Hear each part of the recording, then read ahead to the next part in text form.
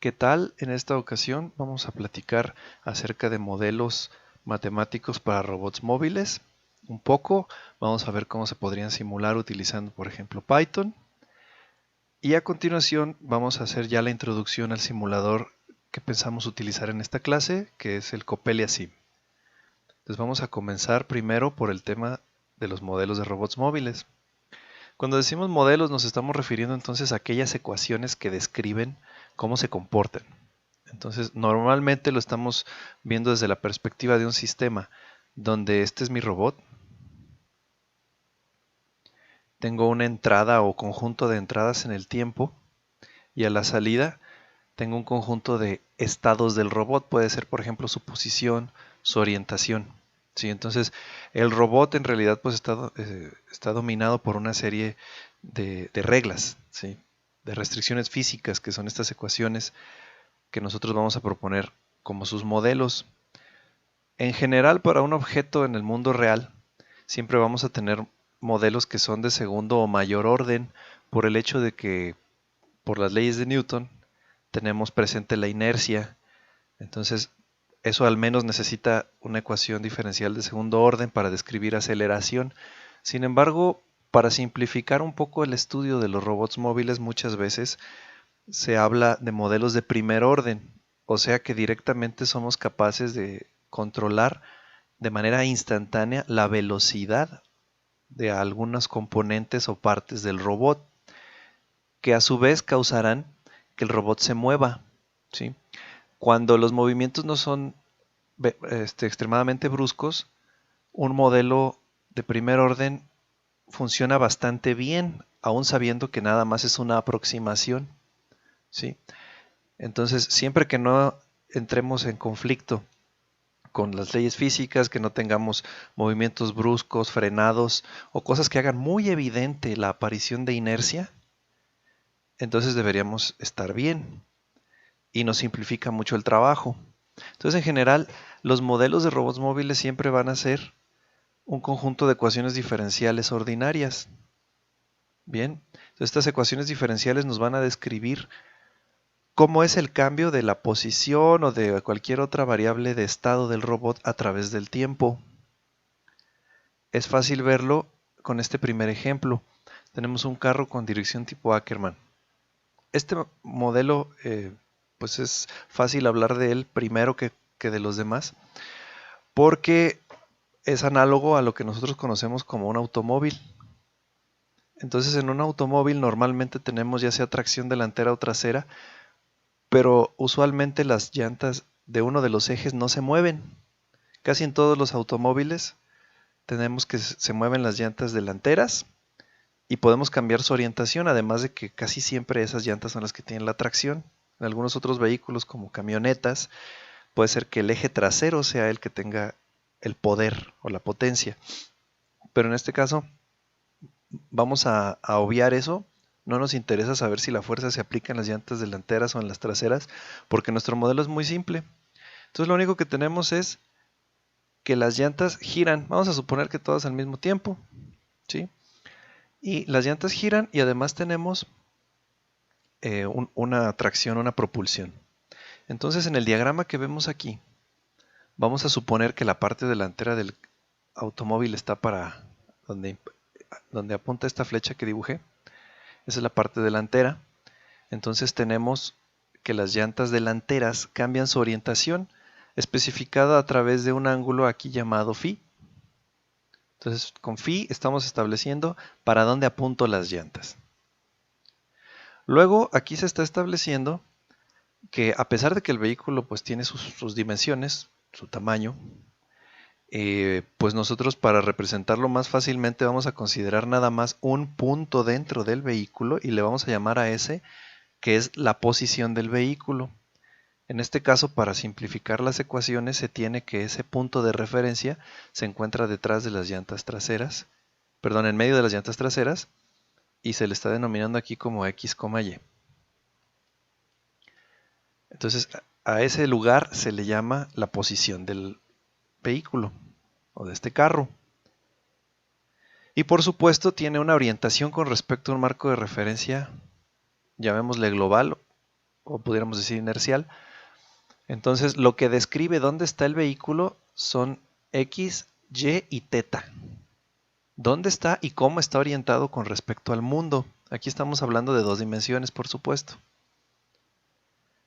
Bien, habiendo dicho eso, entonces una característica importante del vehículo es la longitud que existe entre sus ejes delantero y trasero, porque eso afecta qué tan cerradas puede dar las vueltas a través de esta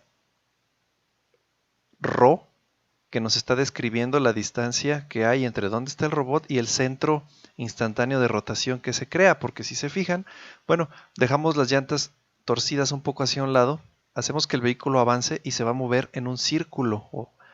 Entonces ese círculo puede tener mayor o menor radio según qué tanto torzamos o giremos las llantas delanteras. Y ese radio es ρ, según se indica aquí. Entonces, aquí tenemos también una observación importante que podemos ver en cualquier automóvil. Si el carro no está avanzando, no puede rotar, no puede girar sobre sí mismo sin avanzar. ¿Sí? Si no, sería extremadamente fácil estacionarse. Llego de punta a un cajón y luego giro el vehículo sobre sí mismo y ya me estacioné, pero no se puede. Entonces tenemos que avanzar para girar. Estas ecuaciones son las que describen entonces la evolución en el tiempo de este sistema. Observemos que tenemos unas entradas US y UFI. Casi siempre se usa para notación que la U es la entrada.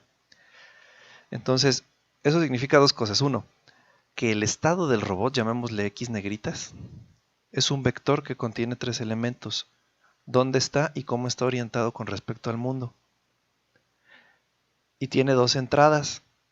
Entonces este es un sistema que, bueno, ya viendo en temas avanzados de teoría del control, veríamos que no es tan fácil entonces controlarlo, porque nada más hay 2 entradas, pero hay 3 variables que hay que controlar y además tenemos la limitación de que no se puede girar sin avanzar. ¿Sí? Este es un sistema que se denomina como no holonómico. Pero para este curso introductorio lo que nos basta saber es que este conjunto de ecuaciones nos sirve para modelar cómo se comporta el vehículo.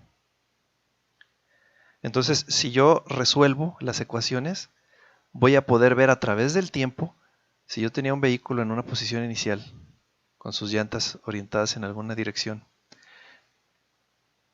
Y digo, estaba en tal posición, avanzó a tal velocidad, porque yo le di cierta US, le di cierta U teta.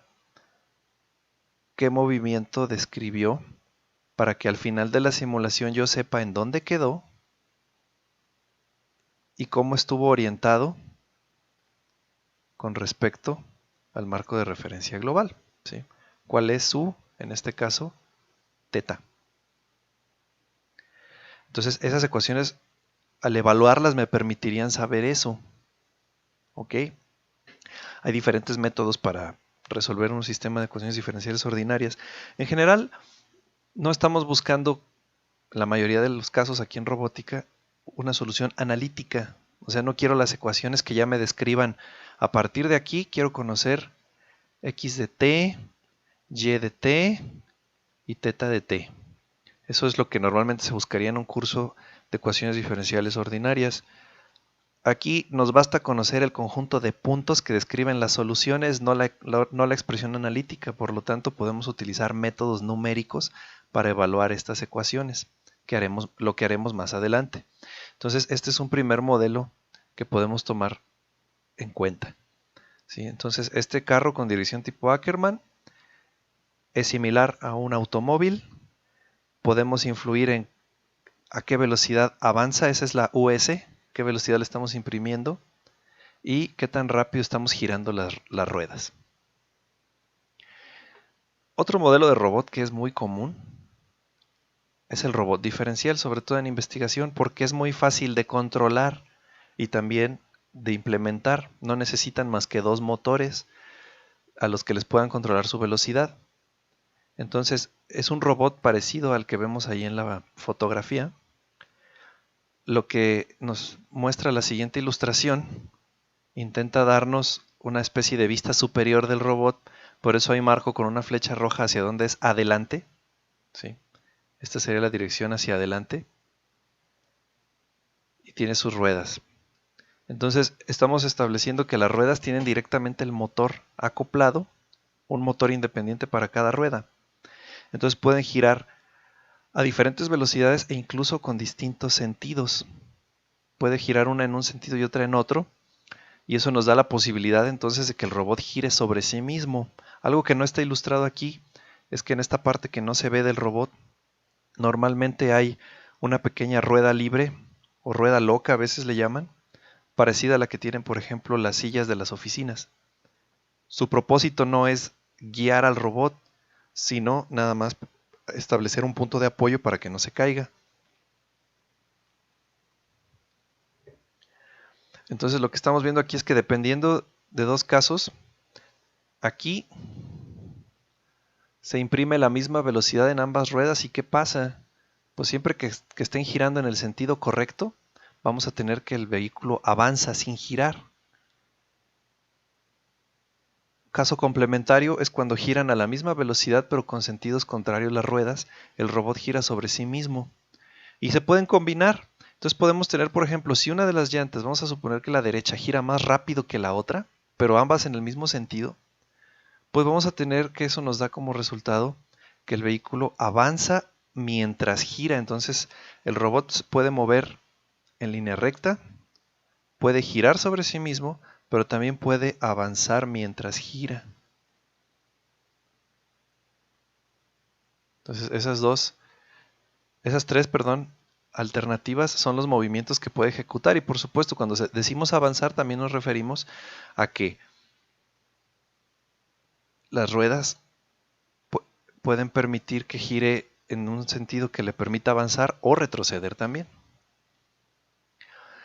Ahora, las ecuaciones que gobiernan el movimiento de este robot, dadas aquí, implican que hay unos parámetros importantes a conocer del robot. Primero, la distancia entre los ejes de las ruedas, que aquí se muestra como L, es muy importante porque eso nos dice cuánto afecta la velocidad de las llantas al giro. Entonces, obviamente que un vehículo que tenga una distancia entre llantas muy grande, una L muy grande y llantas pequeñas, si quieres que gire sobre sí mismo va a tardar mucho. Va a necesitar muchas revoluciones de las llantas para girar sobre sí mismo. Mientras que si L es pequeño, un pequeño giro de las llantas va a hacer que prácticamente hagamos una revolución completa. Y la otra cantidad importante, que es R minúscula, aquí se pierde un poco en el gráfico, pero estoy indicando dónde está. R minúscula es cuál es el radio de cada rueda. Evidentemente, entre más grande sea este radio, significa que una sola revolución de esa rueda implica más avance que si es un radio pequeño. Entonces, combinando ambas cosas, tenemos aquí que la velocidad en X instantánea depende de esta componente de velocidad lineal y está en función también del ángulo. Similarmente para Y, y esta teta punto es el cambio en velocidad, el cambio en el ángulo, es la velocidad angular, que depende de la diferencia de la velocidad de giro de las dos llantas o ruedas. ¿Sí? Entonces, si lo vemos en un plano XY, tenemos el robot y se está moviendo con alguna velocidad instantánea. V, llamémosle. Desde el punto de vista del marco de referencia local del robot, esa velocidad siempre está aplicada sobre su dirección X local. Pero nosotros ya hemos visto los temas de marcos de referencia, entonces sabemos que si bien en coordenadas locales las componentes de ese vector son v, 0, en las globales pues hay que hacer una transformación. En este caso esa transformación pues va a depender de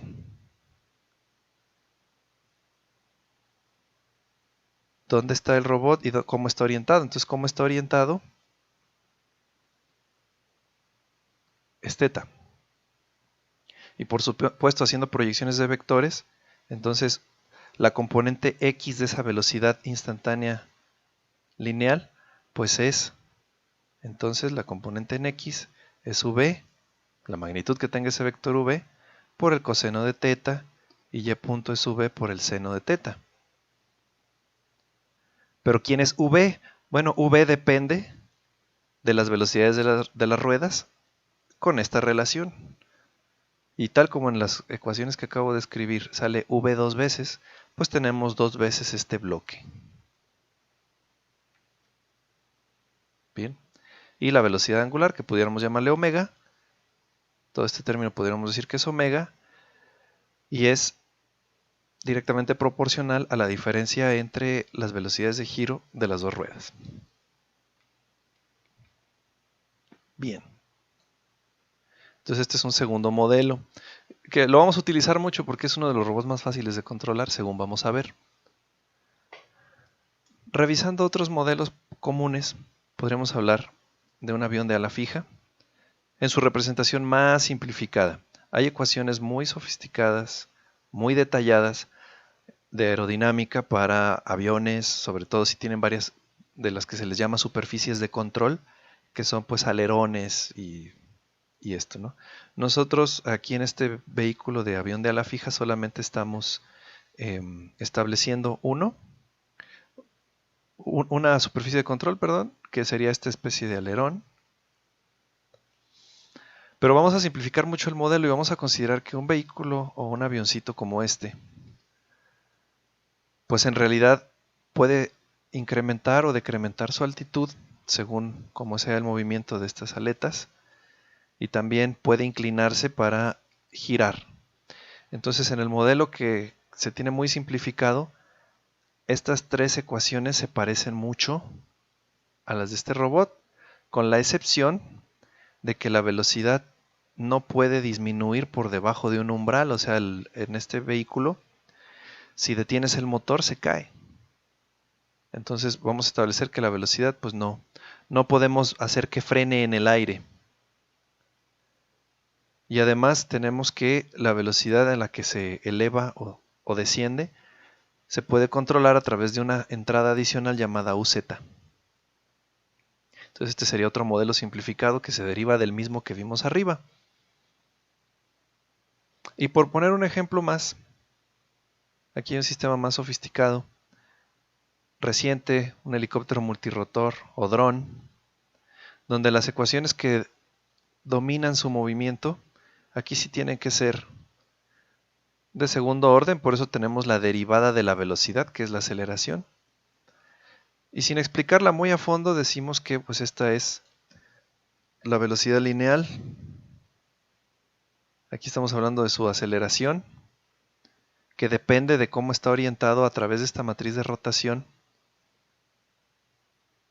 con el vector de la gravedad. Por supuesto, el movimiento de este vehículo se basa puramente en las diferencias de velocidades de las propelas que tiene. Entonces esto crea un vector de empuje, por supuesto, pero también meter diferentes velocidades rotacionales le puede imprimir momento angular de forma tal que gire sobre sí mismo. Sin embargo, mientras está inclinado este vehículo, vamos a verlo, supongamos que lo estamos viendo de lado. Estos son los rotores. Aquí está el cuerpo y las patas del tren de aterrizaje. Entonces, si está perfectamente alineado con el suelo, si conseguimos que esté alineado, podemos hacer que suba o que baje, pero no podemos hacer que se mueva a los lados, así como está ahorita. ¿Sí? Eso no se puede por la aerodinámica, porque los vectores de empuje son así, etc.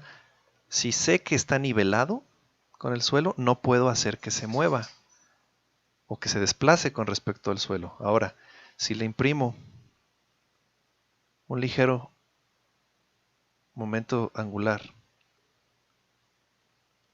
sí, tiene un cierto vector de empuje para acá, por supuesto, que tiene proyección sobre este eje, claro, aquí tiene una componente, y esa componente es lo que va a crearme movimiento lateral. A través de un control muy sofisticado se puede lograr un movimiento lateral sin subir ni bajar.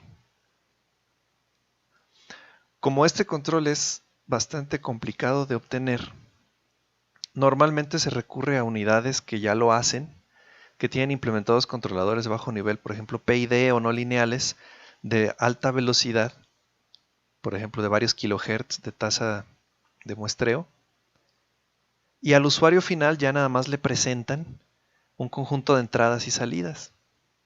Entonces, un controlador así es lo que permite que, por ejemplo, uno pueda tener un dron que se vuela manualmente y uno nada más mueva palancas para que suba, baje, se vaya a un lado o al otro o gire sobre sí mismo. Pero entonces la persona que lo está pilotando puede no preocuparse, por ejemplo, con mantenerlo nivelado con el suelo, porque eso ya lo hace ese controlador interno. Si tenemos ese controlador interno, entonces muy posiblemente las ecuaciones de las que nos tengamos que preocupar no sean estas, sino estas que son de primer orden y que ya se parecen más a las que vimos más arriba. ¿Sí? Entonces ahí tenemos que podríamos tener una velocidad en X, velocidad en Y, velocidad rotacional también, o sea que esto es parecido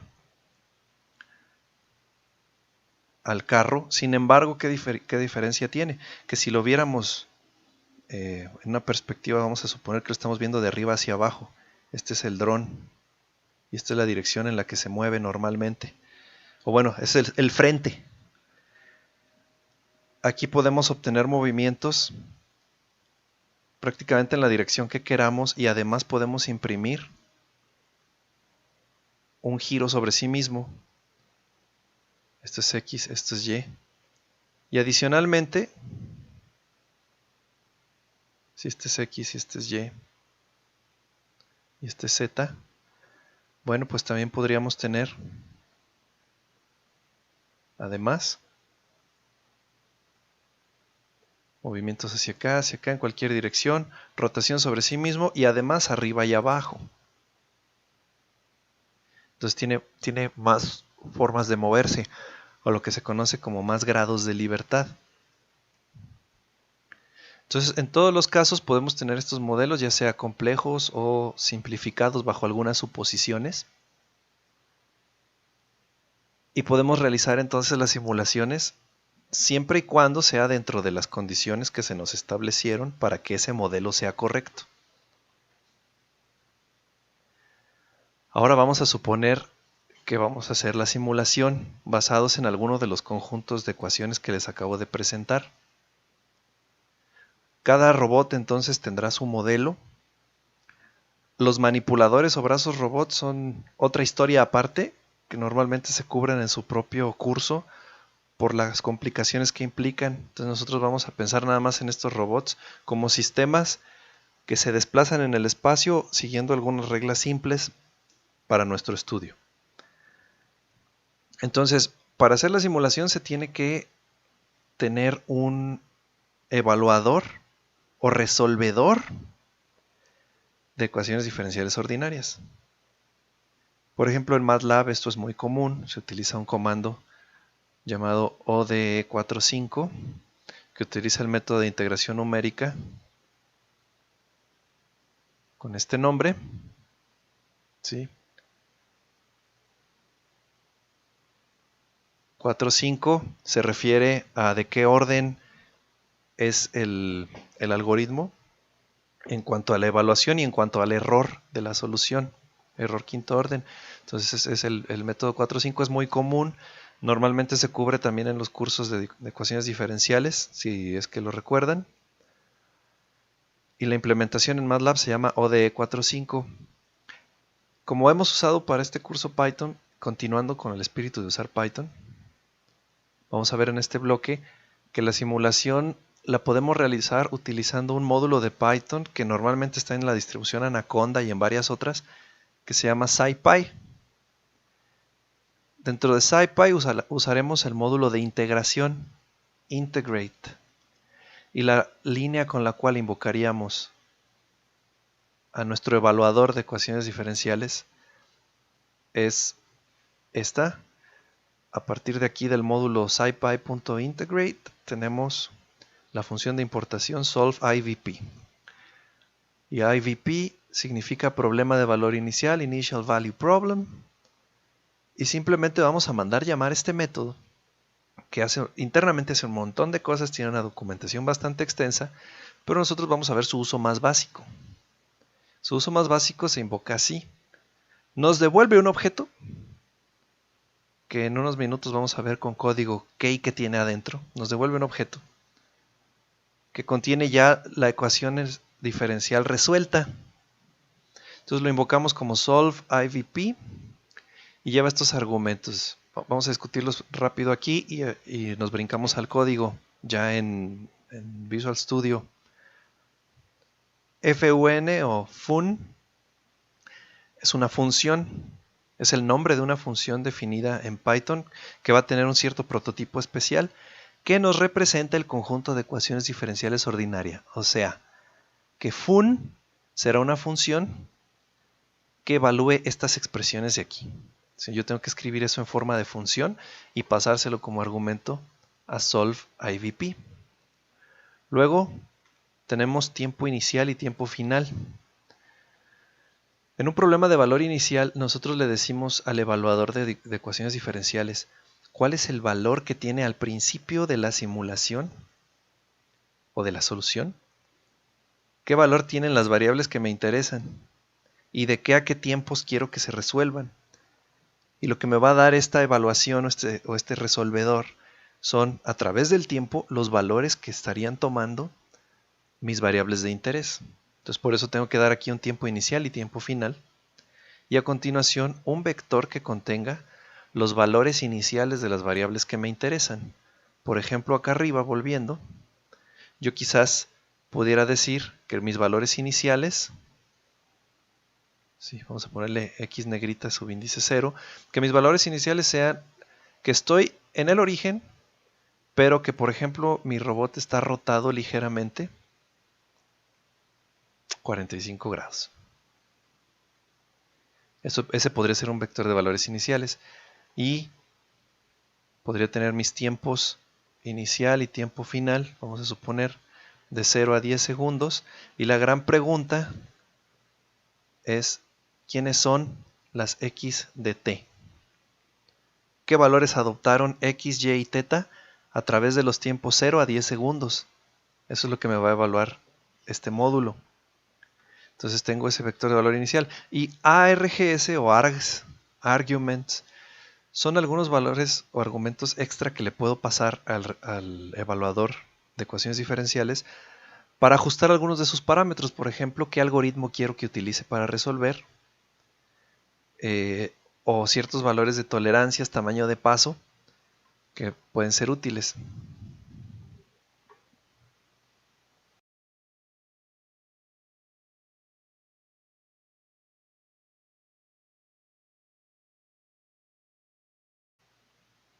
Vamos a revisar entonces el uso de este módulo de integración de SciPy para hacer una evaluación de ecuaciones diferenciales ordinarias que nos permitan simular el movimiento de un robot. Entonces, por su sencillez, vamos a tomar el modelo del robot diferencial, tal como lo acabamos de revisar. En el repositorio pueden encontrar este programa llamado DDR-Sim o Differential Drive Robot Simulation. Y al ejecutarlo, pues van a obtener lo mismo que les voy a mostrar a continuación. Entonces, al principio tenemos, como siempre, pues la inclusión de los módulos que nos convenga. Y luego puse aparte la inclusión del módulo de integración, para que vean cómo quedaría. Entonces, igual que como se mostraba en el cuadernillo de OneNote, tenemos from SciPy integrate, importar solveIVP, que de momento es lo único que me interesa utilizar de la biblioteca integrate. Cuando mostramos el prototipo de la función solveIVP, se habló de que se necesita una función que represente mis ecuaciones diferenciales que quiero evaluar. Esta función tiene que tener un prototipo especial. Siempre debe tomar como argumentos T, Y. Ese tiene que ser el prototipo de la función, no puede ser otro. Entonces ustedes tienen que escribir la función que represente las ecuaciones que necesiten con este prototipo. Entonces, por ejemplo, yo expongo este prototipo a quien use la función, pero ya internamente defino los parámetros que voy a utilizar. Entonces, en OneNote veíamos que para un robot diferencial o differential drive necesitamos el radio de cada rueda y necesitamos la distancia que existe entre los ejes. Entonces, este radio R y esta distancia entre ruedas L mayúscula, aquí tiene unas cantidades en apariencia arbitrarias. Están tratando de aproximar las distancias reales de un robot llamado Pioneer 3DX, que está dentro del simulador Coppelia que vamos a ver en unos minutos. Pero ustedes podrían poner aquí cualquier valor, podrían poner 1 para L, .1 para R o los que ustedes quisieran, dependiendo de qué tamaño desean que sea el robot. Aquí estoy tratando de aproximarme al robot que está siendo simulado dentro de Coppelia Sim. Luego teníamos que U subíndices R y L eran las velocidades de rotación de las dos llantas. Entonces yo aquí estoy diciendo que la velocidad de rotación de la llanta derecha, por eso es R de right, sea 1, ¿un qué? Son radianes por segundo. Entonces va a dar, más o menos va a dar una vuelta completa cada 3 segundos esta llanta, cada 3.14 segundos, ¿no? ¿Qué digo? Cada 6, porque tiene que ser 2pi. Bueno, UL, entonces al ponerle 0, estamos hablando de que no va a girar la llanta izquierda, se va a quedar estática. Entonces, ¿esto qué va a causar? Que digamos, centro de masa o centro de referencia del robot, que es el punto que existe entre los dos ejes de rotación de las ruedas, ese punto va a avanzar un poco y va a girar un poco, si se lo pueden imaginar. Es como que tenemos el robot diferencial, piensen, son dos ruedas que están en un eje común pero giran independientes. Si amarramos o detenemos una y hacemos girar la otra sobre el suelo, pues se va a describir una especie de arco que va a pivotear alrededor de la llanta que no se mueve. Eso es el efecto que vamos a ver. Entonces, el robot en sí es como que estuviera ligeramente avanzando y girando al mismo tiempo. Está describiendo un círculo. Bueno, nosotros vimos en las ecuaciones que x punto y y punto, o sea, la velocidad en x y la velocidad en y del vehículo, tenían ambas un término en común y luego ya se multiplicaba ese factor en común por coseno o seno de teta. Ese factor en común le llamé v, aquí le estoy poniendo en el código también v. Y ahí decía r sobre 2 que multiplica a la suma de ur más ul. Aquí está. Sí, esa es la línea 20. Después la línea 21 tiene cuál es teta punto, que en aquel apunte le llamé omega. Y está exactamente la expresión que teníamos allá. R sobre L que multiplica la diferencia de la velocidad de rotación de ambas llantas. Finalmente, ahora sí tengo mis ecuaciones diferenciales. X dot, que en mis ecuaciones es X punto, es el factor V que saqué más arriba por el coseno de ahorita vemos qué es esto. En el caso de Y punto, tenemos que también tiene a V, pero en este caso multiplica al seno de teta. Y finalmente, teta punto, o aquí llamado TH dot, es igual al omega que calculé en la línea 21. Ahora, ¿de dónde sale este Y2? Bueno, Y es el vector de estados del sistema que yo esté simulando. Yo puse en OneNote que Y, X y teta componen al vector de estados. Aquí está, ¿sí? Regresándome un poco. Entonces yo había dicho, el estado del robot está descrito por X, Y y teta. ¿Sí? Entonces, dentro de la representación que puse en el código, Si y es el vector de estados, aunque yo aquí le llamé x, pero si allá le llaman y al vector de estados, entonces y0 es x, y1 es propiamente y y2 es teta. Y eso ahora sí me permite volver al código y ver por qué aquí tengo coseno y seno de y2, porque es una de las cosas que me pasan como argumentos de mi función es el vector de estados. Y el otro es el tiempo, porque hay ecuaciones que también son función del tiempo, ecuaciones diferenciales ordinarias que son funciones del tiempo. Aquí no. T no tuvo nada que ver en ninguna de las expresiones que escribimos, entonces simplemente estamos ignorando T. Pero el prototipo de la función debe llevarlo, aunque no lo usemos. Y dentro de las convenciones del método solve-IVP, se espera que la función fun, en nuestro caso llamada DDR, devuelva un vector que ya contenga las derivadas o las variables punto de nuestras ecuaciones. Entonces, como aquí yo tengo x dot, y dot, teta dot, pues es lo que estoy devolviendo como un arreglo de NumPy. Le pongo array y no matrix porque a esta función solve-IVP no le importa si es vector columna o vector fila, nada más le importa el número de elementos que tiene. Entonces, pues array es suficiente. Entonces, creo que aquí lo más complicado era explicar cómo se construye la función que contiene las ecuaciones diferenciales que vamos a evaluar. Lo siguiente ya es más simple. La línea 27 entonces nos está dando la evaluación de solve IVP o IVP. Primer argumento, la función que definí más arriba.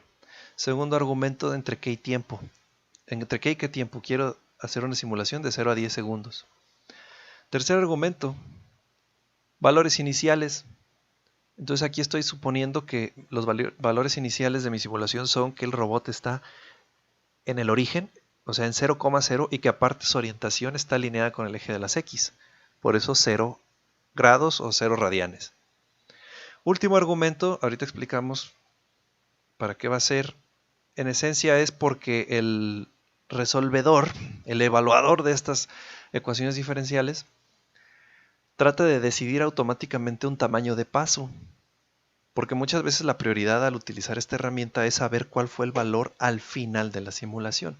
Pero como yo quiero conocer los valores durante la simulación, entonces quiero que mi tamaño de paso en el tiempo no exceda un cierto valor. Aquí le puse 0.1 segundos para t. El resto del código no es más que graficar lo que obtengamos. Y aquí vemos algunas de las cosas que contiene este arreglo o objeto sol. Es un objeto que es de un tipo que le llaman bundle. Entonces tiene varios atributos. Por ejemplo, de la solución, t contiene los instantes de tiempo para los puntos de la solución que te devuelva. Por ejemplo, aquí si mi tamaño de paso máximo es de 0.1, yo esperaría que los instantes de tiempo fueran cuando mucho separados por 0.1 segundos. Si yo tuviera un vector de tiempos que venga 0, 0.1, 0.2, etcétera, hasta alcanzar el 10. Este status o el estado me está diciendo si el evaluador de las ecuaciones diferenciales tuvo éxito. A veces falla, a veces no converge o hay problemas con ciertos tipos de ecuaciones diferenciales. Ahí me enteraría. Si devuelve 0 es que todo salió bien. Y el resto del código, este bloque final, solo hace una gráfica. ¿Y qué grafica? Bueno, sol.y son ahora sí los vectores de estado evaluados en los tiempos que están indicados por sol.t. Entonces estoy aquí obteniendo una evaluación de cuánto valen x, y, teta por cada 0.1 segundos. Primer renglón, porque esto sí es una matriz, cada columna es un instante de tiempo. Primer renglón son las x, segundo renglón son las y.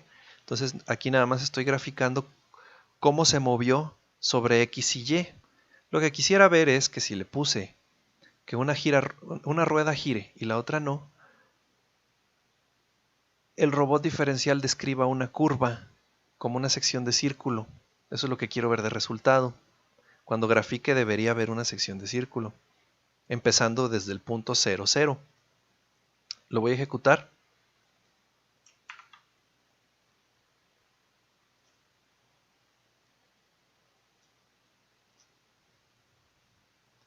Entonces estamos obteniendo, aquí está, tras la ejecución, esta curva. Aquí, en realidad, si se fijan en las dimensiones de los ejes, lo correcto sería que quedara más o menos así, porque aquí abajo horizontalmente tenemos punto 15. Esta sección entonces más o menos tiene que ser del mismo tamaño, esta que es de punto 15 que esta, y acá está el doble, ¿sí?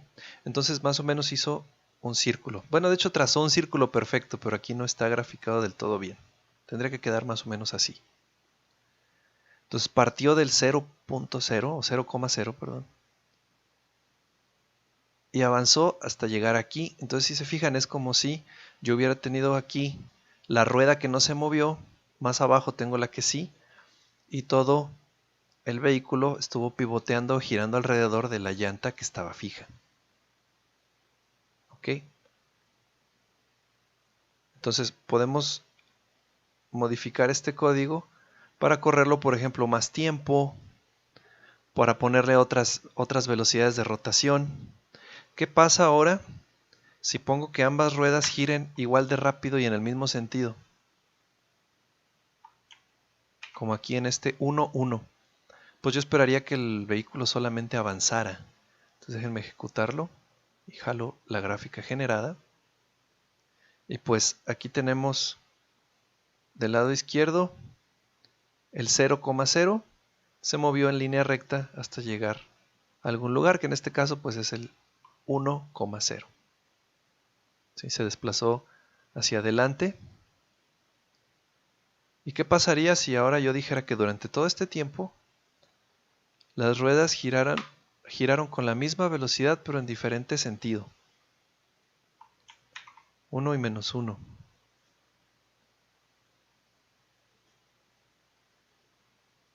Bueno, pues no se ve nada porque tendría que el origen y el destino son el mismo, el 0,0. Sí, dado que la posición del robot no cambió, sin embargo su orientación sí.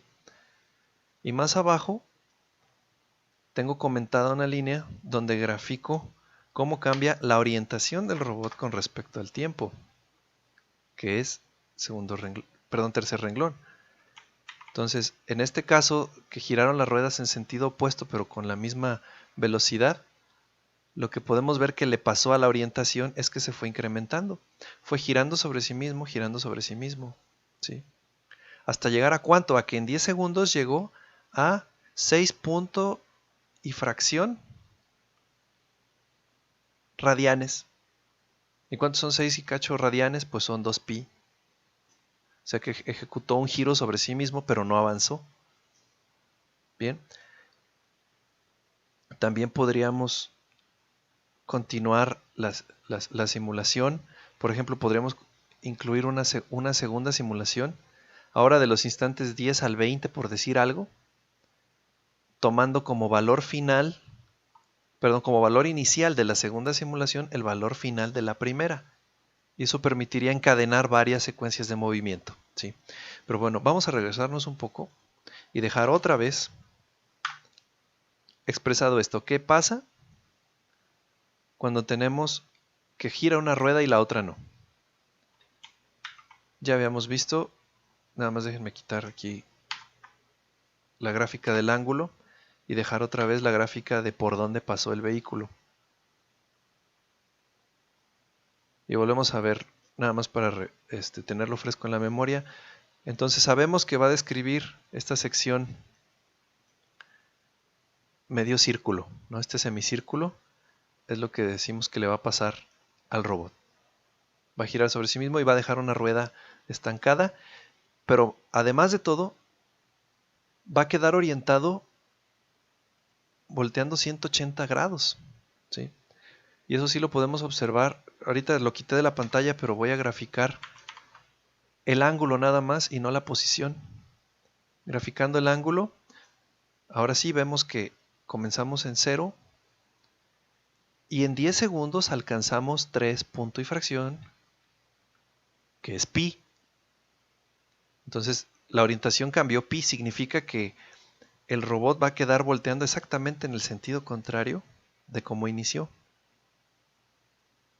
Bien, entonces nada más acuérdense de este movimiento, porque ahora vamos a tomar esto y lo vamos a comparar con cómo se simula dentro de un simulador más sofisticado que sí tiene física implementada con inercia y otras cosas, y cómo se ajustan estas ecuaciones que acabamos de ver a una simulación más sofisticada y con qué tanta fidelidad tenemos la simulación.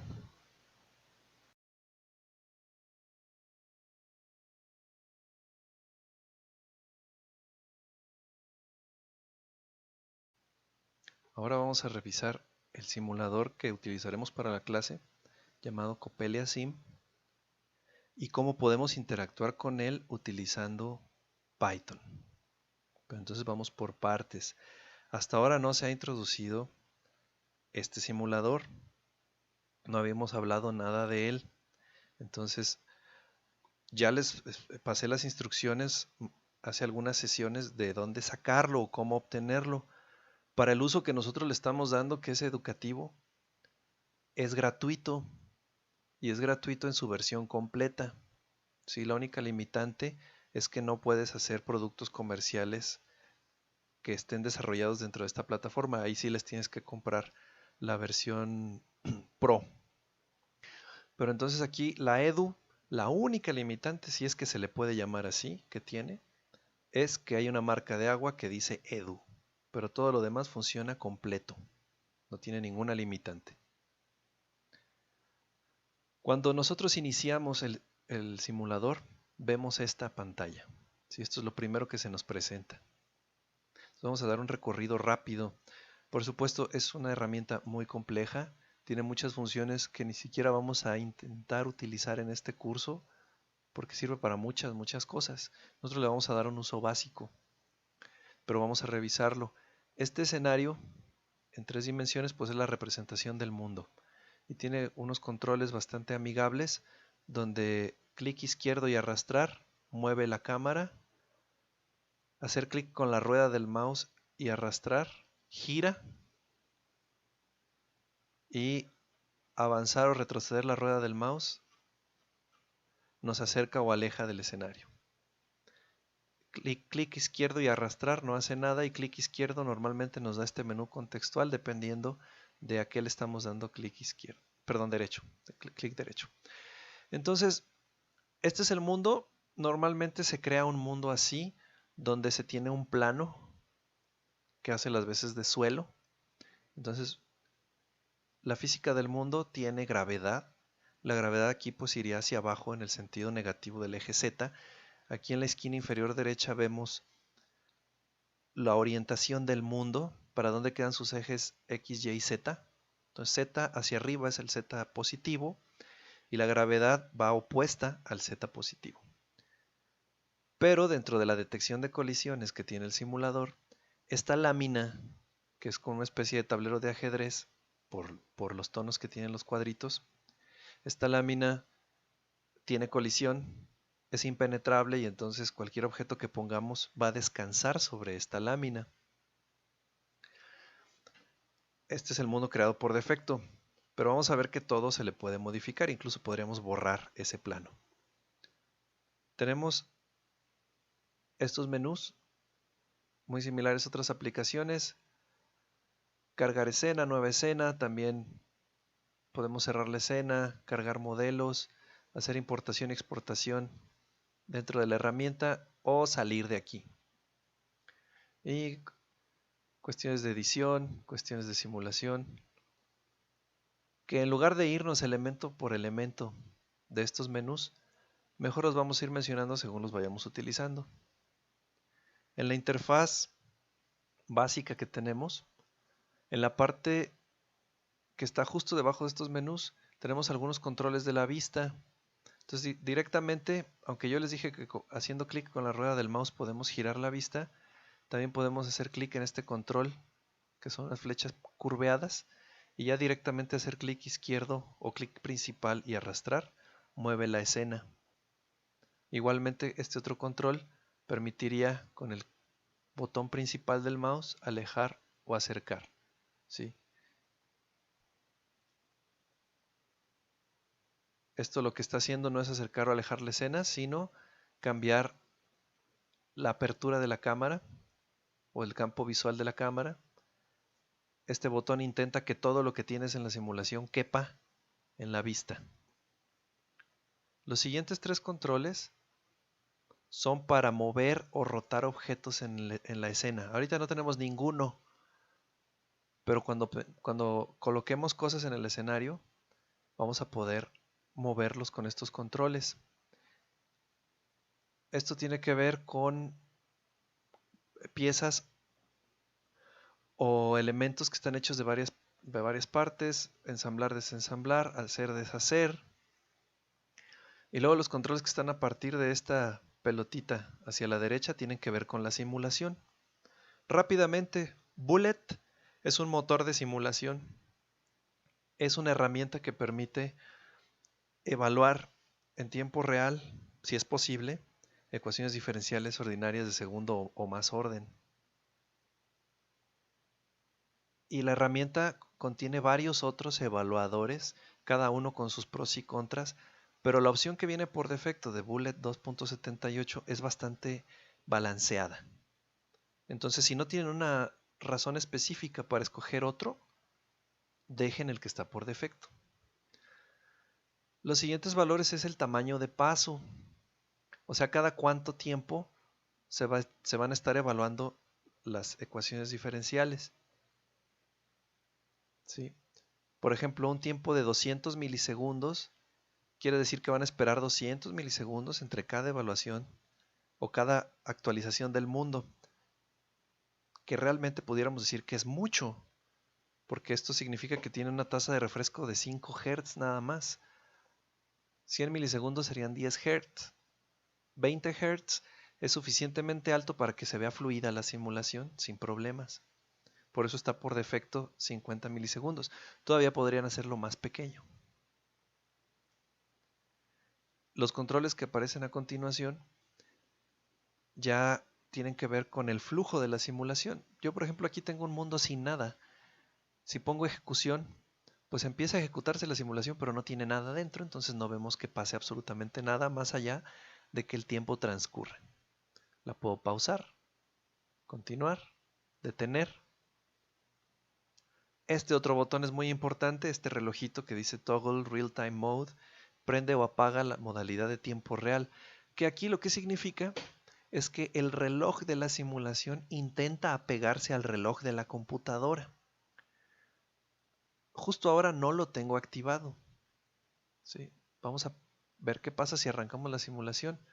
Este contador que está incrementándose tan rápido son segundos, pero claramente vemos que desde que piqué el botón de play o de ejecutar no han pasado 5 minutos, ni 6, ni 7. Es porque se está ejecutando la simulación tan rápido como lo puede hacer la computadora.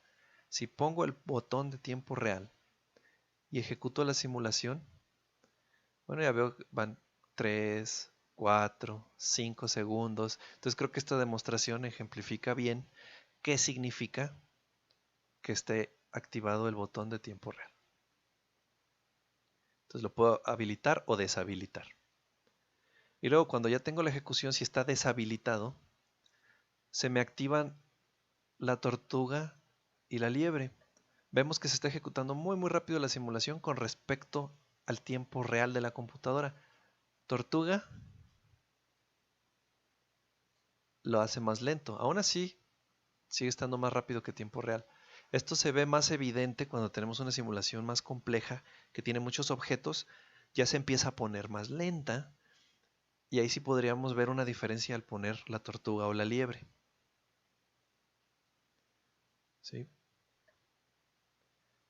Este botón de Toggle Visualization me sirve para apagar la visualización si tengo muchos elementos visuales y mi computadora está gastando mucho tiempo ahí y yo nada más quiero ver qué pasa al final de la simulación, cuando se termina de ejecutar todo, pues apago la visualización porque no me sirve de nada.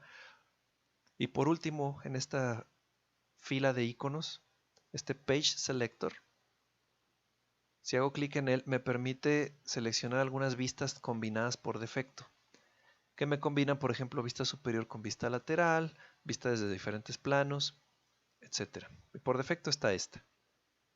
Entonces con eso terminamos este renglón de botones. Ahora esta fila izquierda de botones, algunas son funcionalidades algo avanzadas del simulador. Aquí por ejemplo tenemos ajustes de la simulación que son globales, ¿sí? Propiedades de uno solo de los objetos, propiedades del módulo de cálculo, donde aquí podríamos hacer tonterías como por ejemplo cambiarle el valor a la gravedad para que sea incluso que apunte hacia arriba o cosas así. Podemos jugar con esos parámetros del motor de colisiones y del motor de física, ¿sí? Crear colecciones de objetos, modificar programas internos asociados a objetos, esto en unos minutos lo vamos a usar, editar las mallas que describen a los objetos, selección, modificar trayectorias. Este Model Browser es el selector de objetos que queremos incluir en la escena o no. La jerarquía de la escena, si la queremos mostrar o no. Nos enlista qué objetos hay en el escenario, de quién son hijos, ahorita vamos a revisarlo. Capas, hay algunos objetos que tienen unas capas visibles y otras no, y con esto podemos prenderlas o apagarlas. Grabación de películas y ajustes de usuario. Bueno, vamos a comenzar con una simulación simple, ahora sí, tanto para explorar el simulador como para volver al código que teníamos aquí y ver también este otro que interactúa con el simulador. Entonces, por partes, comenzamos con el simulador, tenemos una escena vacía. Aquí está la jerarquía de la escena, entonces vamos a ver que la escena se llama escena 1. Tiene una cámara que es la vista que tenemos nosotros del mundo. Objetos incluidos en la escena, nada más hay un piso, que es este tablero de ajedrez. Una iluminación por defecto, ¿sí? Y un control de cámara. Entonces justo ahora, a pesar de que se ve vacío, tenemos un suelo. Si yo hago clic en el suelo, me permite cambiarle de tamaño. Por ejemplo, si lo quiero hacer más grande, de 10 por 10 metros, puedo hacerlo. Lo voy a dejar de 5 por 5. Esto solo se puede hacer una vez, cada vez que se crea un suelo. Pero si se equivocan, pueden borrarlo y volver a arrastrar un suelo nuevo. Ahorita vemos cómo. Entonces, por defecto, prácticamente todas las escenas dentro de este simulador van a tener un piso sobre lo que está montado todo. Entonces, la jerarquía más básica de escena contiene los elementos que vemos aquí. Ahora sí, con respecto a poner objetos en el escenario, nos vamos a esta parte que dice Model Browser o explorador de modelos. Es como una especie de explorador de archivos y aquí abajo podemos ver qué objetos hay o qué modelos hay en cada categoría. Como este es un curso de robótica móvil, me voy a Robots y aquí en Robots tenemos Mobile, porque lo que queremos es un robot móvil.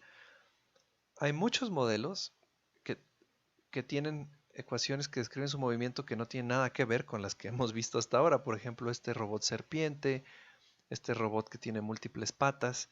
Bueno, pues tendrán sus propios modelos de locomoción o de cinemática. Hay incluso humanoides. Nosotros nos vamos a ir por el momento con uno muy sencillo. Entonces vamos a buscar el Pioneer 3DX. Hago clic en él para seleccionarlo y después puedo arrastrarlo al mundo. Y esa cajita me está representando a dónde lo voy a ir a poner. Lo voy a poner más o menos en el centro. Algunos modelos Tiene este diálogo informativo, dice aquí que el modelo Pioneer, cortesía de Eric Romer, y que tiene un script de demostración.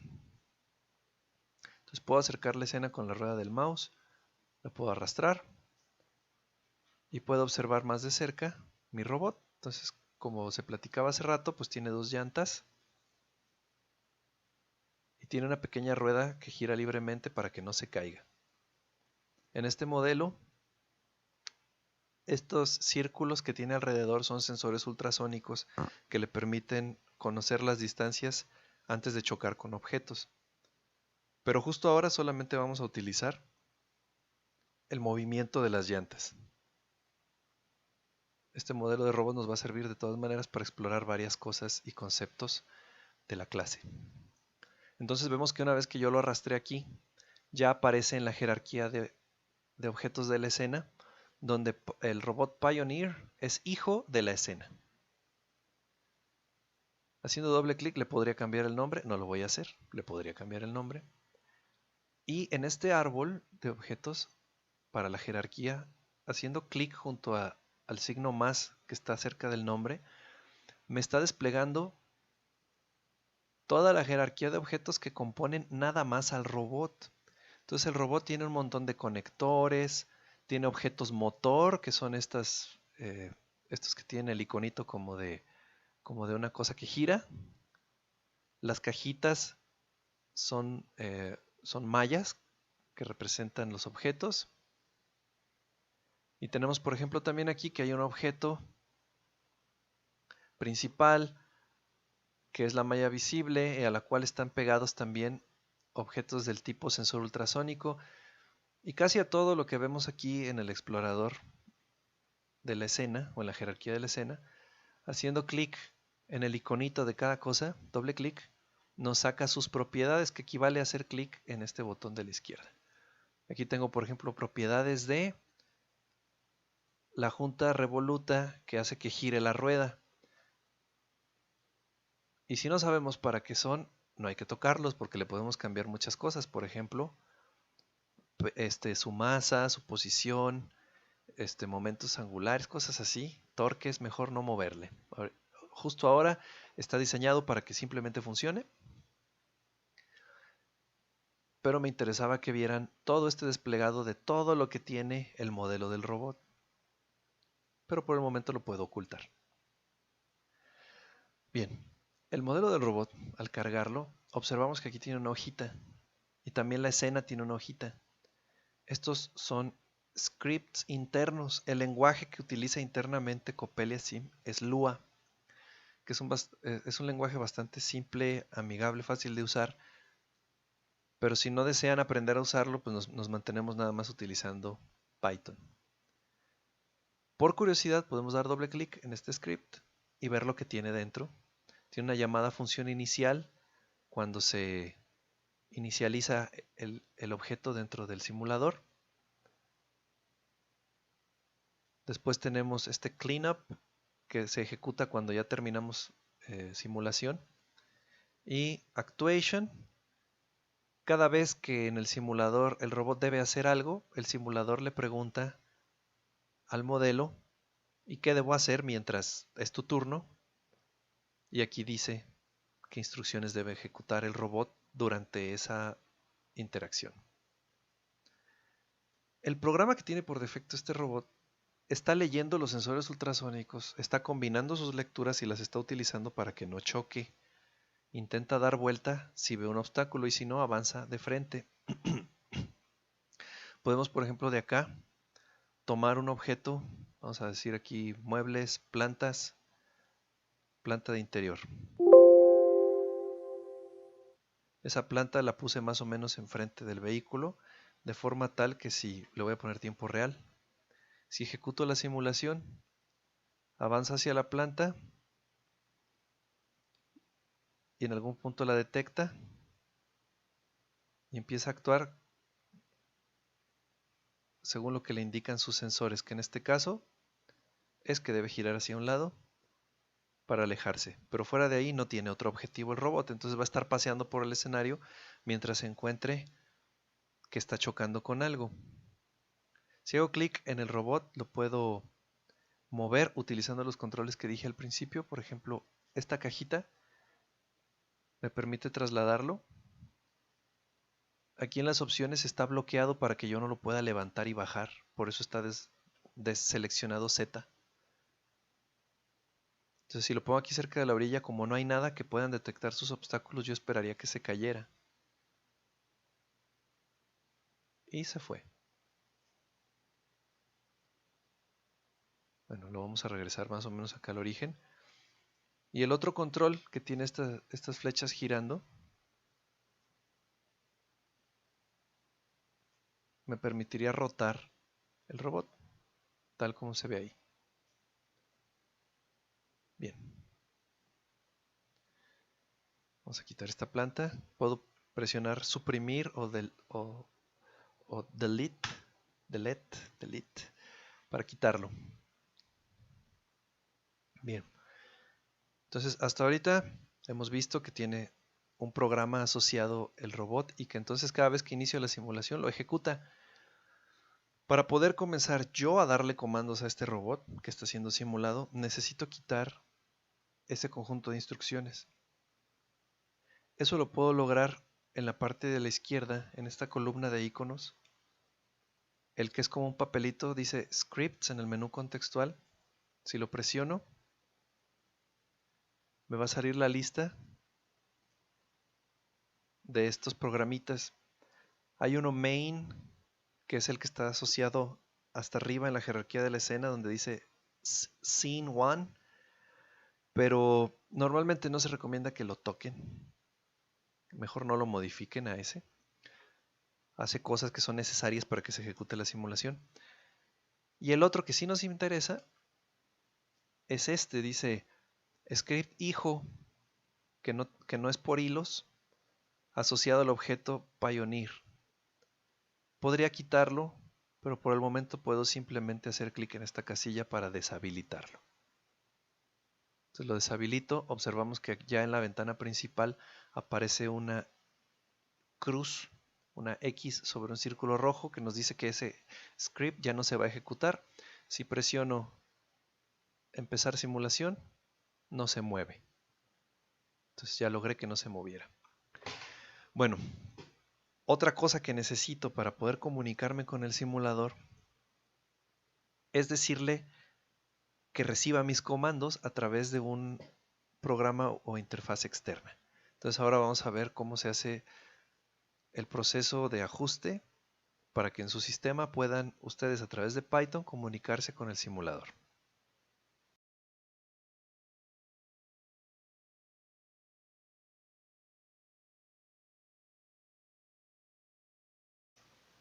Entonces vamos a ver cómo podemos hablar con el simulador a través de Python.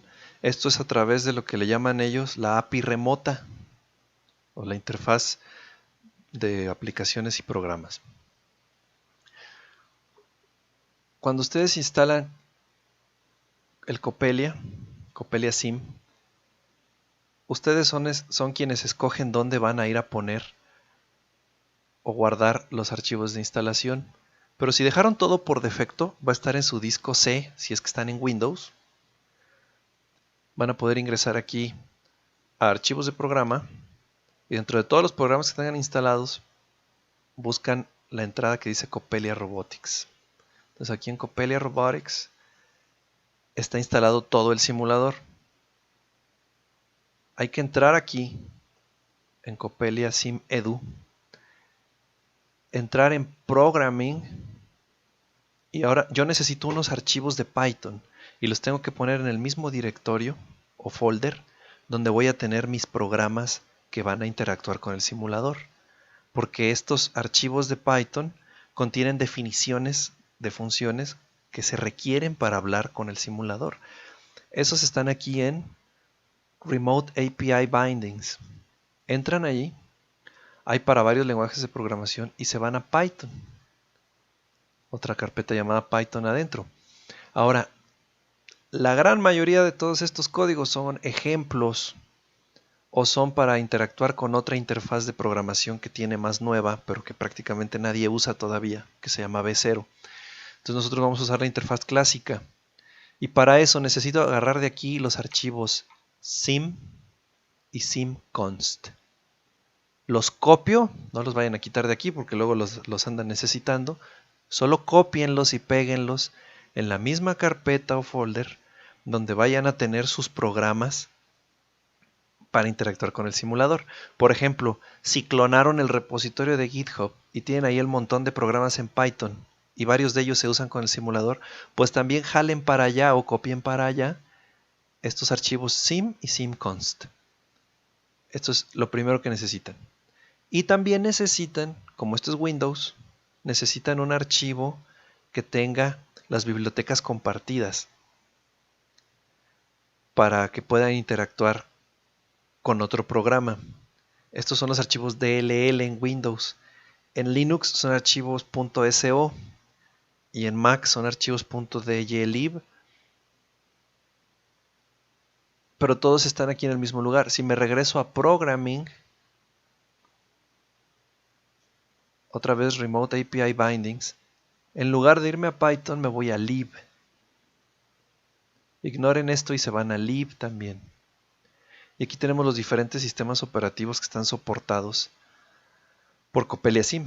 Por ejemplo, si fuera Ubuntu 18, ahí está la biblioteca compartida. Pero bueno, yo estoy en Windows, entonces me voy a Windows. Y yo tendría que copiar este archivo remoteapi.dll, lo tengo que poner en la carpeta donde tenga mis programas. Otra vez, si descargaron el repositorio completo de GitHub, pues ahí van y pegan este archivo remoteapi.dll. Entonces necesitan esos tres archivos, sim.py, simconst.py y remoteapi.dll o .so o .dylib si están en Mac, como podemos ver aquí, .dylib. Entonces van y ponen esos archivos en la carpeta donde tengan sus programas.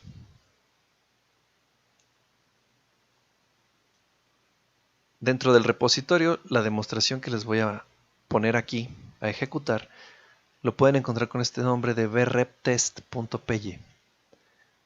vrep era el nombre anterior del simulador, ya cambió a Copelia, pero yo no he actualizado el nombre del archivo, así que se sigue llamando vreptest.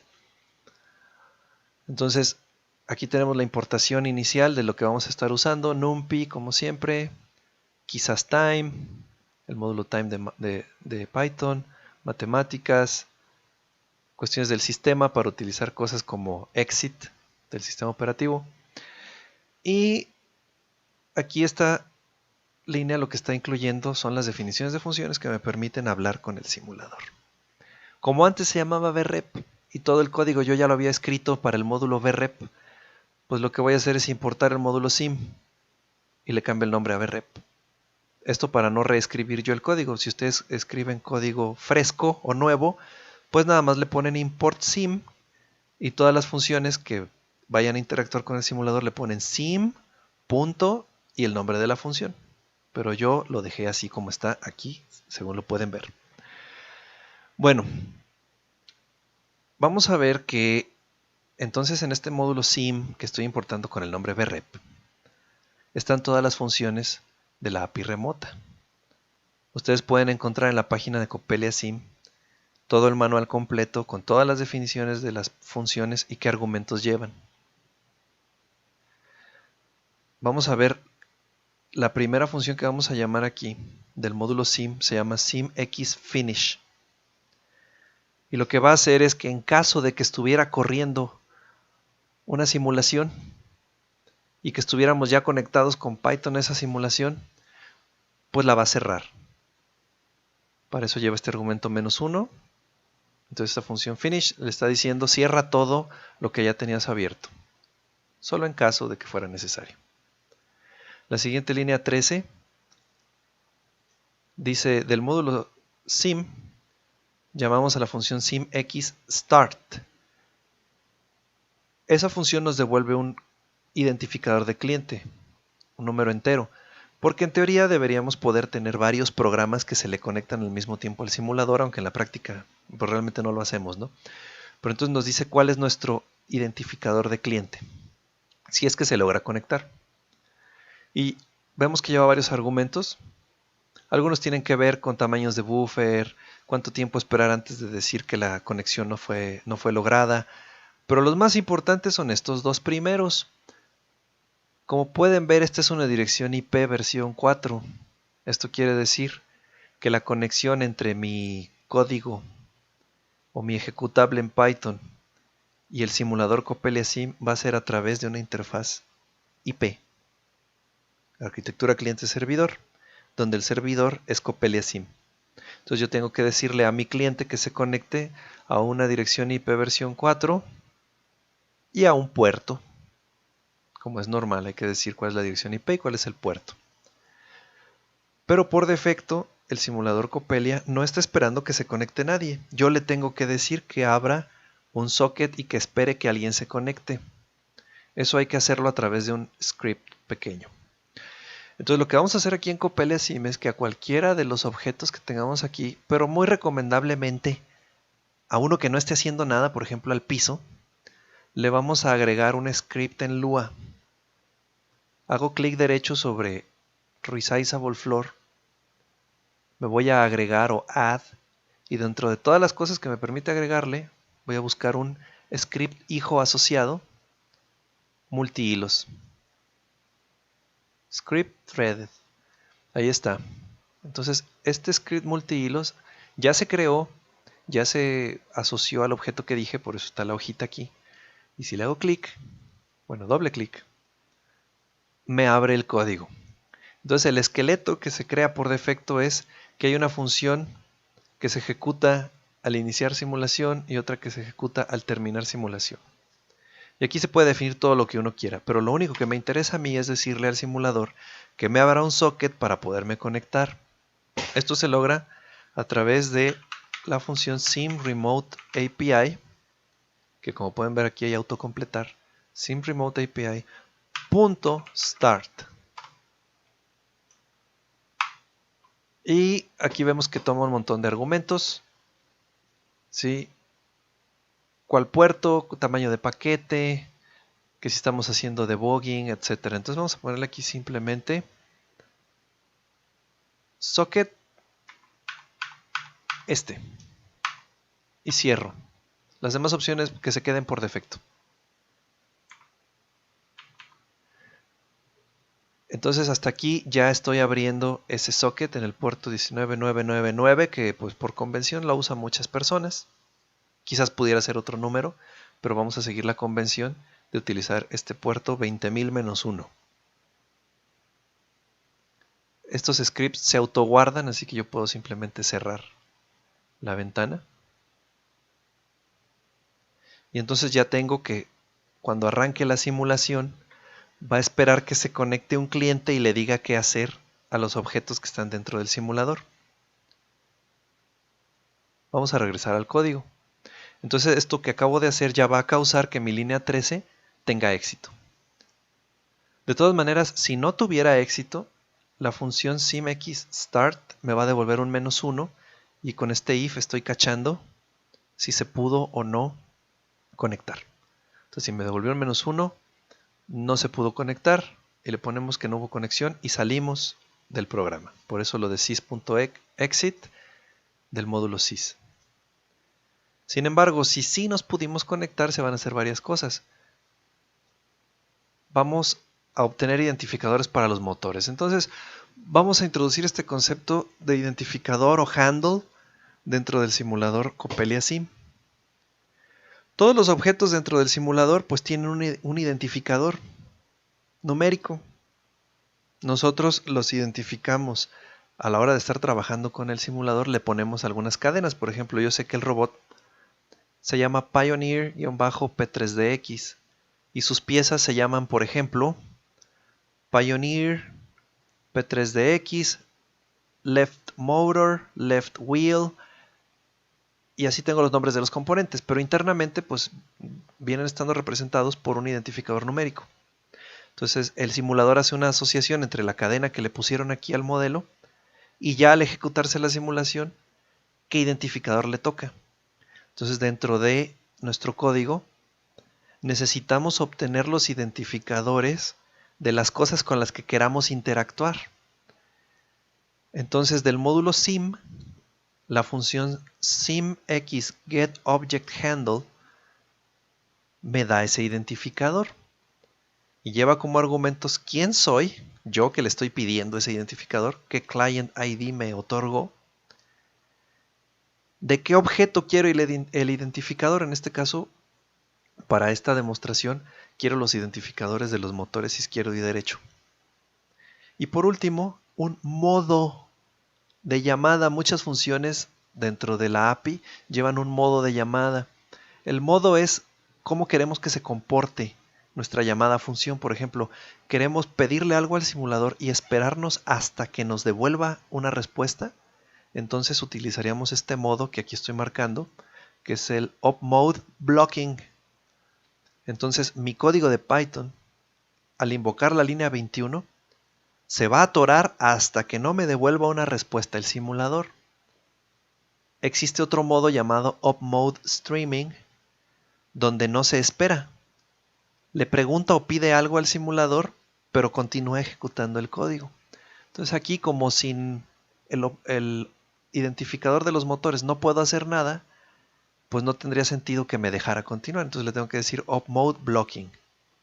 Y me está devolviendo dos argumentos, dos respuestas. Ya ven que aquí en Python una función me puede devolver varias cosas separadas por coma. La primera que me está devolviendo es un código de error. Y si no hubo ningún problema, lo segundo que me devuelve es el valor del identificador que le pedí. Entonces quiero que al identificador de left motor se le guarde como motor L, motor left. Entonces ya pueden ir viendo que este código pues está un poquito hecho a la carrera, no tiene tantas cosas que revisen la posibilidad de error. Aquí definitivamente las líneas 21 y 22 no están contemplando que exista un error. No estoy considerando que pueda fallar. Un código robusto tiene que checar el código de error. Yo de momento no estoy haciendo nada con él. Estoy asumiendo que va a funcionar. Entonces, después de la ejecución de las líneas 21 y 22, yo ya tendría los identificadores de los motores izquierdo y derecho en motor L y motor R. Este código de demostración también me permite obtener los identificadores de los sensores ultrasónicos, pero de momento no le voy a hacer mucho caso a esta parte porque no los estoy usando. Sin embargo, observen que también puedo pedir los identificadores de estos sensores ultrasónicos que se llaman Ultrasonic Sensor del 1 al 16.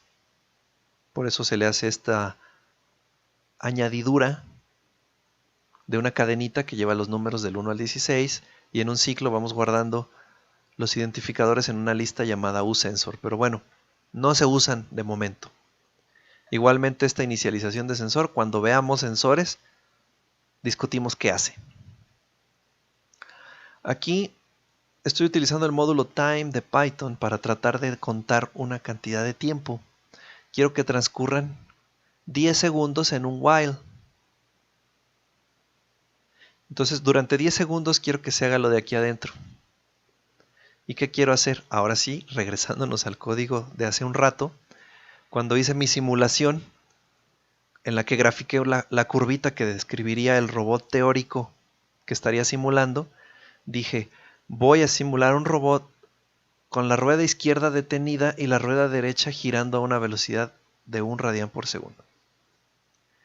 Aquí quiero emular algo similar. Entonces voy a utilizar la función llamada simx setJointTargetVelocity.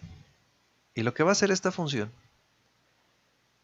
es establecer la velocidad rotacional de una junta revoluta. Entonces, lo que vamos a decirle es, bueno, una cierta junta que esté definida, junta, unión o articulación que esté definida dentro de nuestro simulador, quiero que gire a tal o cual velocidad. Y los argumentos que lleva es, ¿qué cliente soy? Primero. ¿A qué junta me refiero? Entonces en motor L, yo guardé acá arriba, pues con getObjectHandle, el identificador del motor izquierdo. Entonces, ese motor izquierdo, ¿a qué velocidad quiero que gire? 1.0.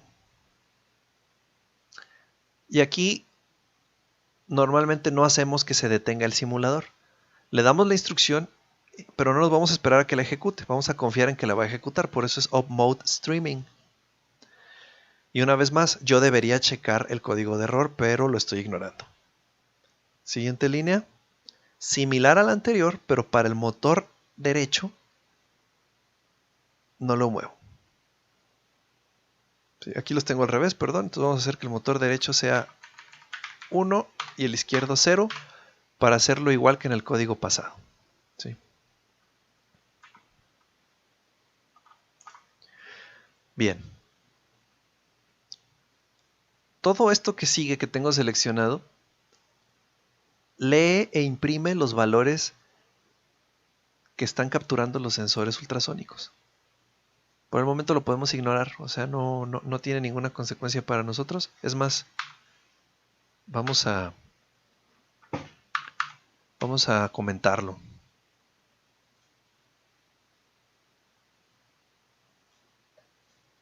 Porque ni siquiera queremos verlo por el momento. Entonces lo que estamos diciendo aquí es que durante 10 segundos vamos a imprimir una velocidad de 1 a la rueda derecha y de 0 a la izquierda. Vamos por el momento también a comentar este código. ¿Qué haría que giráramos para otro sentido o que detuviéramos el giro? Entonces por eso lo comento. Entonces ahorita lo único que quiero que se ejecute es que corra el código dentro de este bloque y que me haga girar la rueda derecha y la izquierda no durante 10 segundos. Emulando lo más posible lo que hice anteriormente. Bueno, ahora falta ver cómo ejecutamos esto. Entonces, suponiendo que todo está en su lugar, que copié los archivos de Python que les dije, que copié el DLL o el que corresponde en su sistema operativo al lugar que se debe, finalmente puedo volver a mi simulador. Pongo aquí lo de tiempo real para que 10 segundos de la simulación sean 10 segundos del reloj del sistema y ejecuto. No va a hacer nada. Y ahora en Python pongo a ejecutar mi programa. Dice abajo conectado al servidor de API remota y vemos que se empezó a mover. Y haciendo zoom vemos que una rueda no se mueve mientras la otra sí se movió.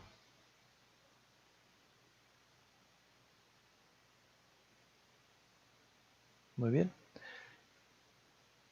Ahora hay que indicar un pequeño inconveniente que parece ser que es un bug, un problema que hay con Coppelia, que a veces se quedan los motores con la última velocidad que les mandaste.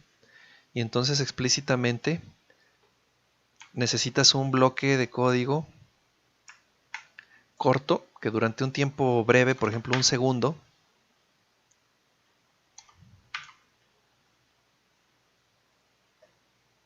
detenga los motores. Entonces vuelvo a comenzar la simulación. Visual Studio, ejecuto este código, se empieza a mover el robot. Vemos claramente cómo la rueda externa gira mientras que la interna no gira. Y después de aproximadamente 10 segundos de tiempo real, se detuvo. Y más o menos vemos que apunta. Si empezó orientado en la dirección X del mundo, ahora está como en la dirección X negativa. ¿Qué es lo que veíamos de que el giro fue medio círculo? Entonces ya terminó la simulación. Si pongo stop, se resetea, digamos.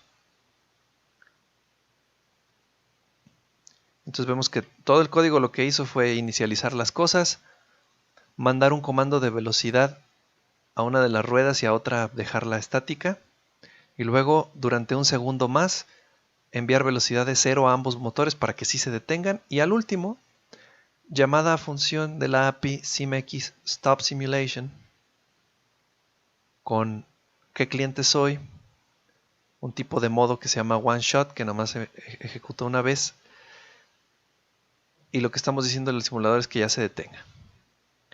Sí, nada más que les digo, en esta última versión de Coppelia como que a veces no nos hace caso de detener la simulación y hay que detenerla manualmente. Es el único detalle que tenemos de momento. Pero entonces ustedes ya pueden tomar este esqueleto del código, del VREP test, y ya sería fácil, por ejemplo, hacer que gire un rato en una dirección, que se detenga, gire en la otra.